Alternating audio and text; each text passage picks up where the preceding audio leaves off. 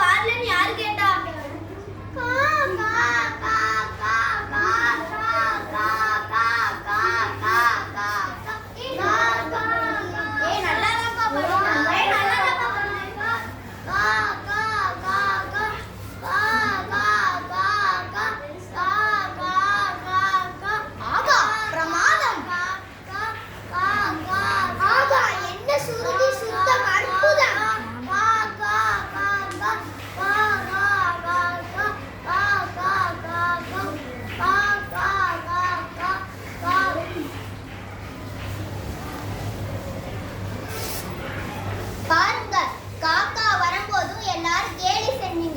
ஆனா விடாமுயற்சியோட பாடுச்சு.